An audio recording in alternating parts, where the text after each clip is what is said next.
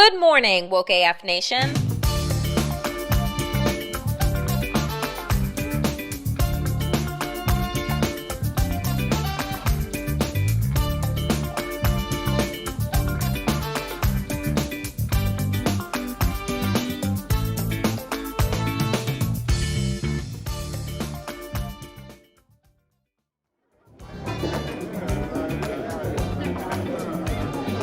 Folks, there is a lot going on in the world, in America, and society, in my own mind right now. And there's no one better to walk us through this than our favorite Wednesday guest, Dr. Jonathan Metzl, author of Dying of Whiteness. Jonathan, oftentimes when there is so much going on, I always say to the guest, what are you paying attention to?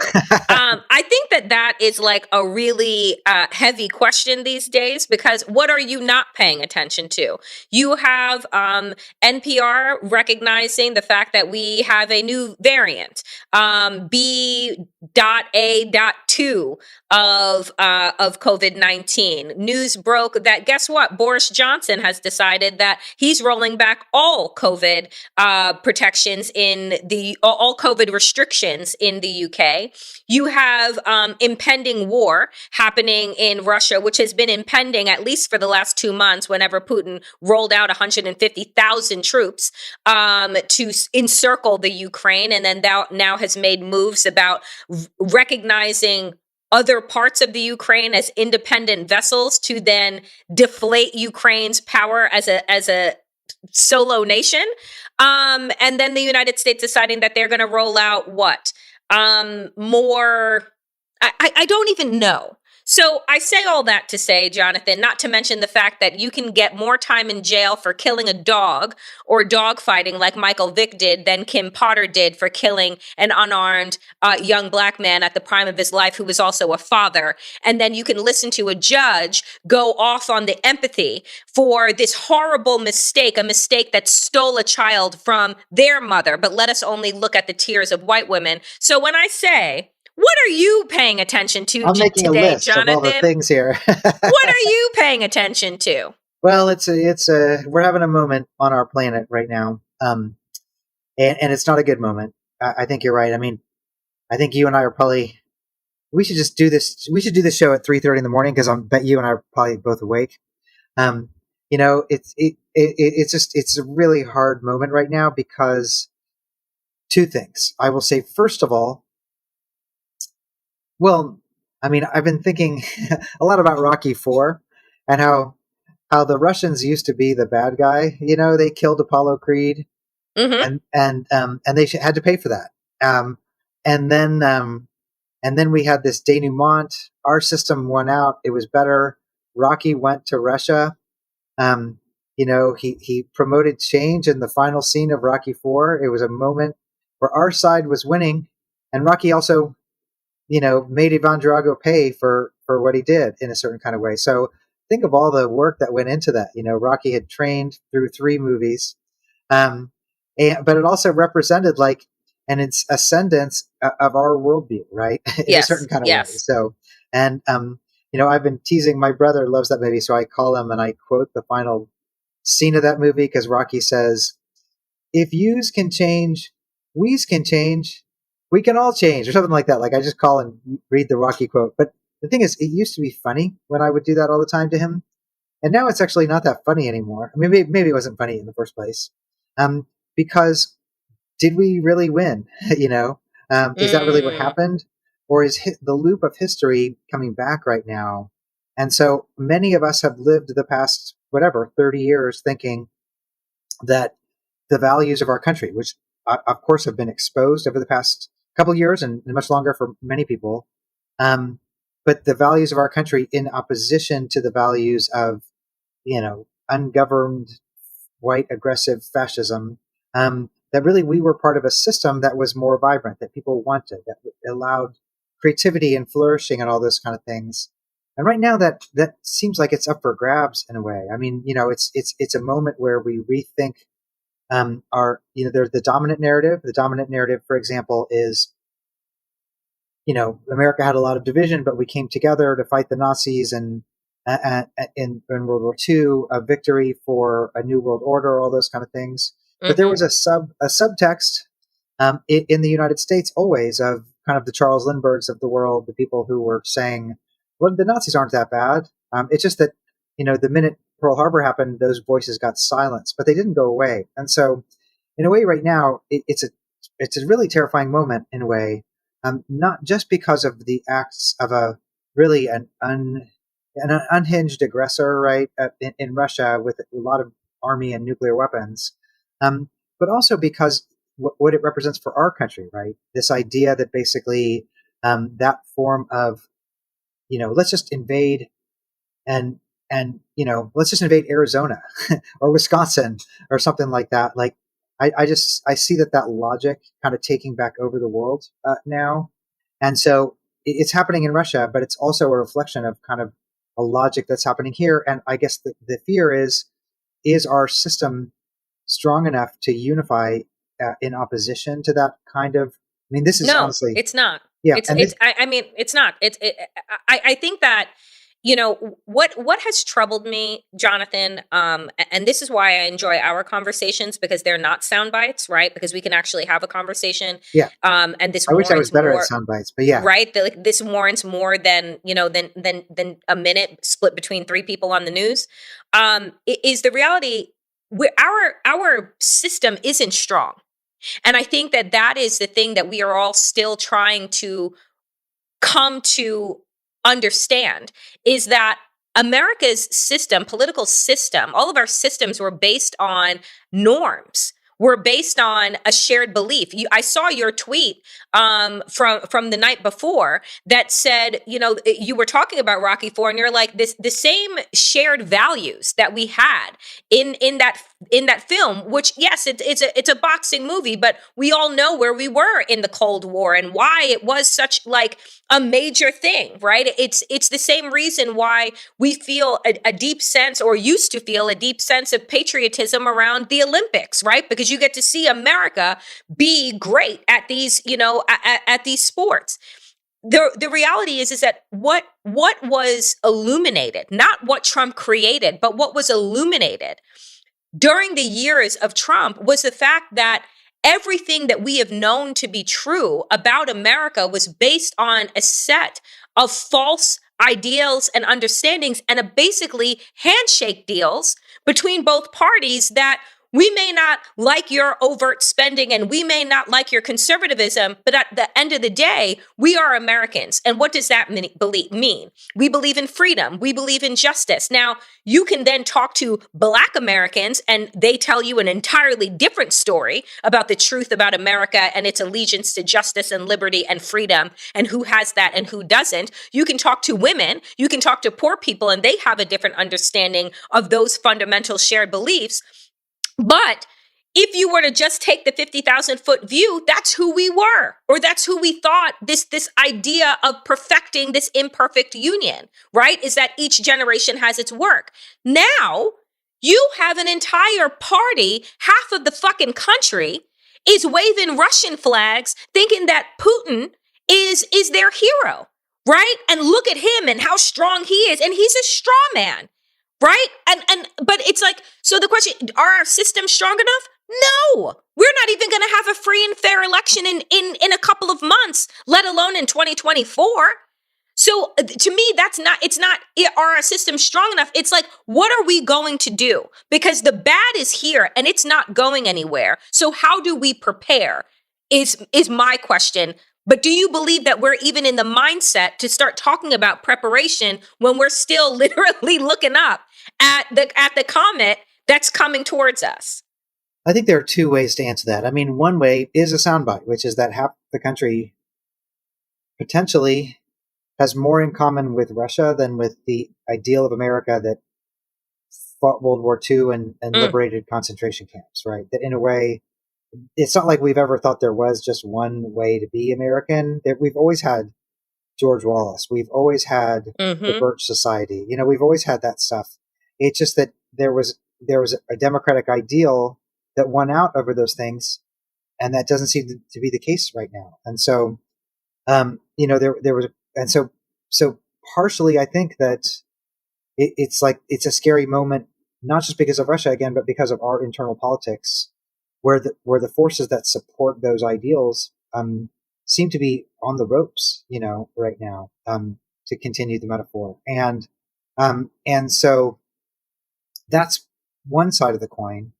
And so, in a way, just the idea that we're mobilizing to make Russia pay, like sanctions or moving troops to defend our allies, that requires a kind of uniformity. Now, maybe at a time when we're all challenged, we can come together a little more than we're doing. I mean, that would be the optimistic spin on this. But we've just seen when we were all facing the coronavirus that in the face of a common enemy, we've become more divided. And partially that's because of Russian disinformation, because of what's happened, but it's also because so much crap has been exposed and amplified in this country that it's going to be hard to even conceptualize that we're on the same side. Mm-hmm. Mm-hmm. Now, there was a good piece in the Washington Post this morning by some people, I think at Brookings, that talked about how this is a moment really for Democrats to come together completely. There were two interesting points of this article, I thought. Number one is every effort has to be towards saving democracy, not about internal divisions among Democrats. I don't know if that's possible in the Democratic Party, but it basically said that, it basically no mystery that you're going to be relegated to perpetual, you know, um, resistance party if you don't figure out ways to unify and divide and not divide.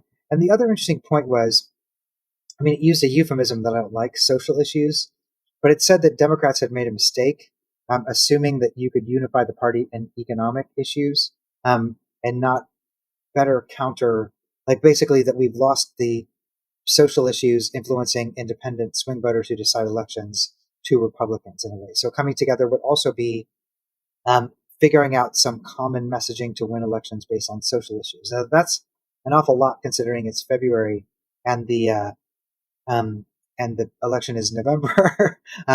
But I think that's kind of a sense of what we're facing right now is a momentous task because this is a moment where that kind of, I mean, it's all in the context of fascism and all these kind of things and the pandemic, but that kind of turn is happening again in the world. And it's kind of like, number one, how can you fight back? And number two, where is safe? I mean, those are the two kind of questions.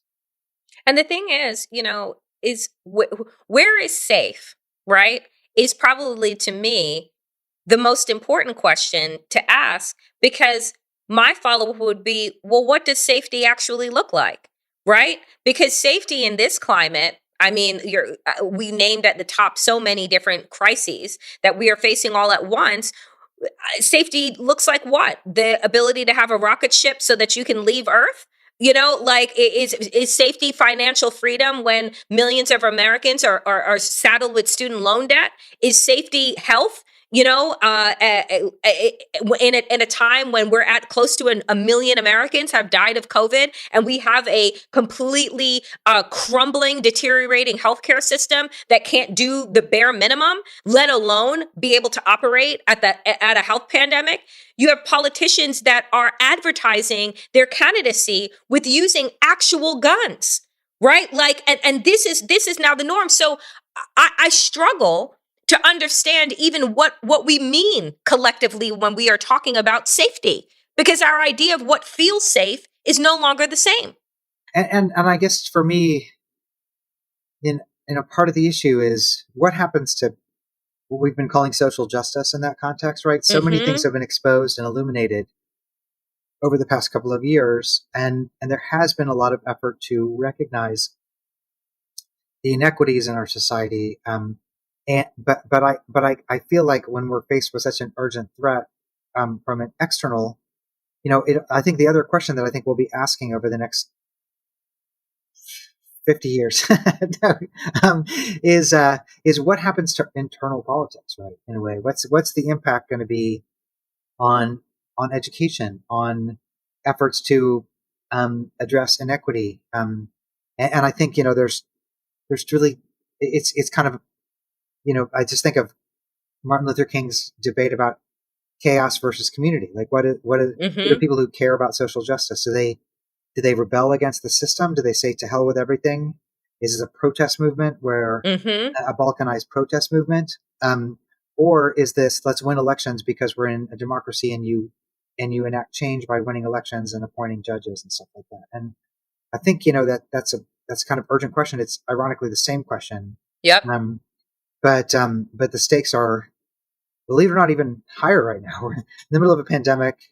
The issues are worse in some parts of the country. People don't have water, they don't have safety, and so the question is going to be like, what's the response, right? Is the response in the system, or is the response a kind of giving up Mm. on the system? And I think that Mm. that's pretty urgent, right? I mean, do people want to be in a perpetual state of resistance to America right now, or do they want to try to come together to save America? And I think that's not an easy question given everything we know about America at this moment. God, Jonathan, those are really good, and really existential, right? Questions that, for so long, I feel like people like you and I, who've been having these conversations for the last 2 years, have been told in so many ways that we are hyperbolic, that elections will continue, democracy will continue, the pandemic will end, life will go back to what it was. And 2 years later, here we are. And things have not gotten better. They've gotten worse. We were waiting on a vaccine. Okay, the vaccine came and 25% of the population doesn't want to take it. We thought that we were in a good place as it pertains to race relations. Then we all collectively watched, in the midst of a pandemic, a Black man be murdered in broad daylight by a police officer. And we still had to cross our fingers and our toes, hoping that that police officer would go to jail for what we all witnessed collectively. And so, the question is, we have so many questions and there aren't a lot of solutions to the moment that we're in because we've never been here before. And even if we're using history as our guide, the confluence of all of these things, right, is what's making it really impossible to come up with a step-by-step plan to deal with one thing over here when there are 85 behind it. So I guess, the real question for Democrats as we march into the inevitable loss of midterm elections and then the inevitable loss of the presidential in 2024 and the inevitable loss is like, what does it mean to be safe in a country that is becoming increasingly unsafe? Do we still profess to look after solely the individual, or are we interested now in actually looking at the collective and recognizing that we do need community? Because I'll tell you that one of the things I think is the major downfall of America is this bullshit idealization of the rugged individualism. If we actually were more community minded, were more thinking about the collective and the betterment of the whole, we wouldn't be in a lot of these situations that we're in. Yeah, I mean, it's and to even make it even more cheerful, it's also going to be in the context of a world that rewards unbridled aggression, right? I mean, I think that the reason this stuff in Ukraine matters so much is because it really is potentially the first domino of many to fall. And I just don't mean Russia, China, um, and and the United States in a certain kind of way. And so, in a way, it's kind of like the stakes of thinking in a collective way. They've never been more important, and they've also never been more difficult. Right? You don't have the luxury of trying to figure it out. And so I feel like just a lot of things are happening at one time right now, and it makes sense. Our conversations over the past 2 years really are leading to what's happening now in a way. Yep. I totally agree with that. But it's just the where do you go from there?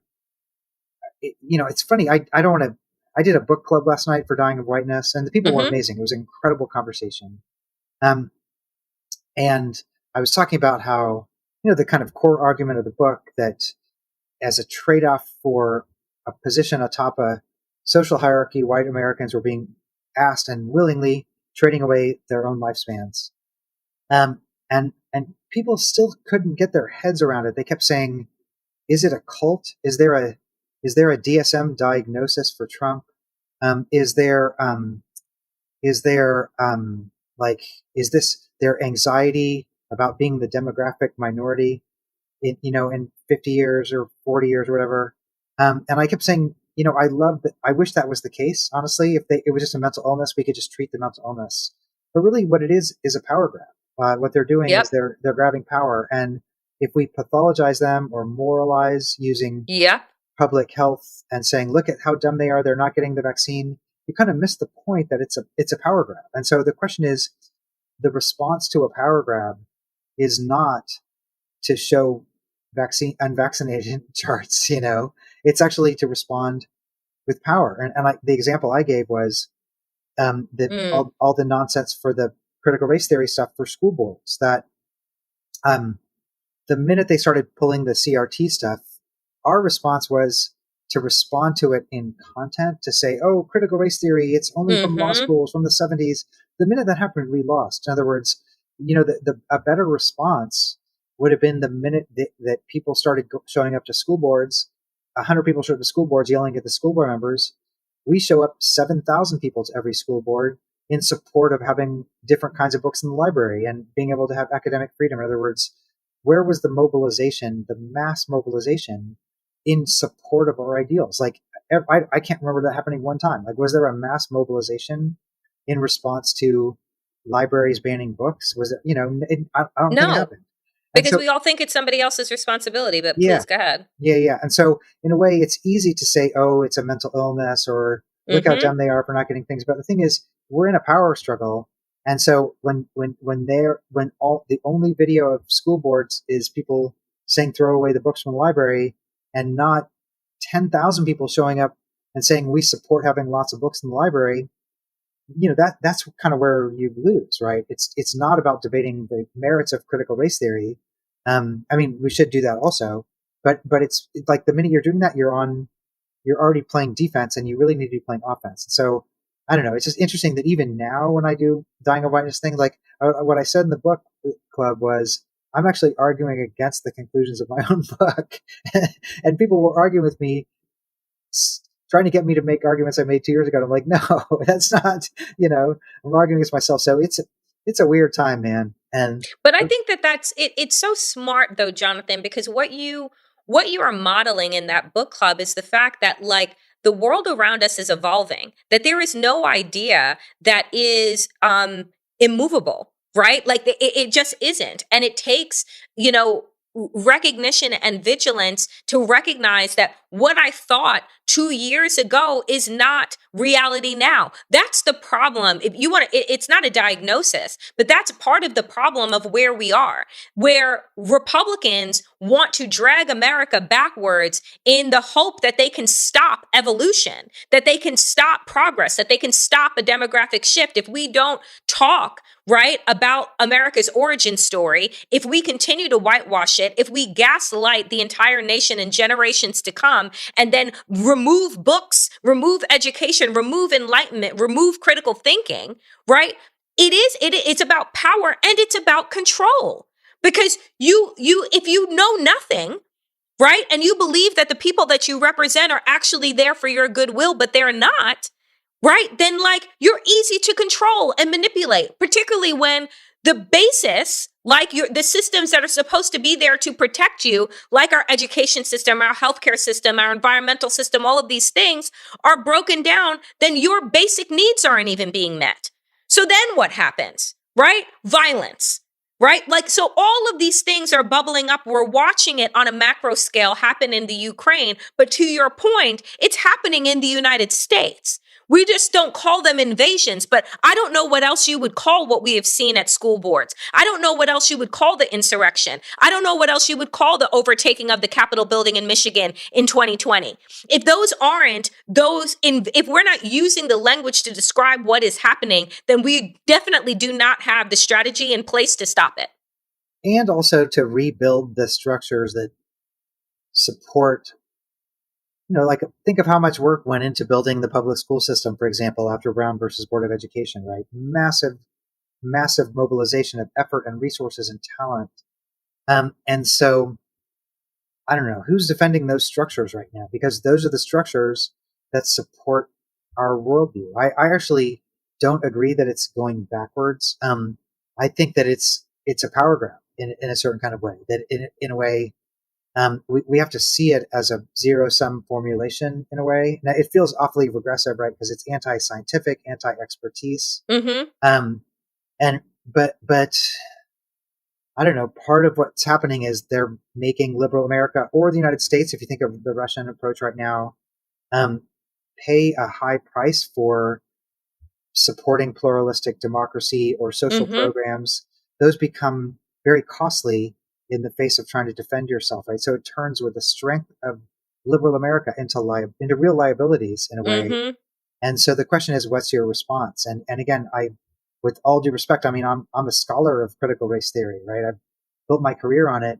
Um, but I would also say that defending critical race theory is not where we need to be right now. It's every time that happens, you mobilize and you support that ideal and you support that structure. I just feel like critical race theory is a textbook example right now of how we got derailed and did not support or fight back in a way that really took um, you know that's obviously an effort to control school boards um, and defund education.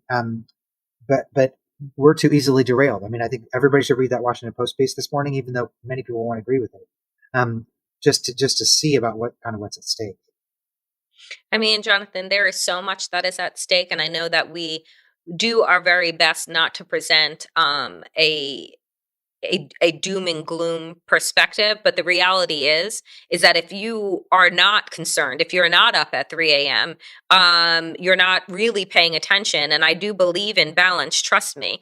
But I also believe that these times are going to continue to get more and more increasingly perilous. And the question is, what can you do, right? As individuals, as part of communities, to keep yourself safe and examine what that safety looks like in order to be able to make it to the other side, because the road that we are on, dear friends, is going to be a long and rough one. Jonathan, we just appreciate each and every week that you are on this road with us. And so we will see what happens next week. Appreciate you. Take care, everybody, and WWRD. What would Rocky do? I have beat the shit out of somebody, I Yeah, would something like assume. that.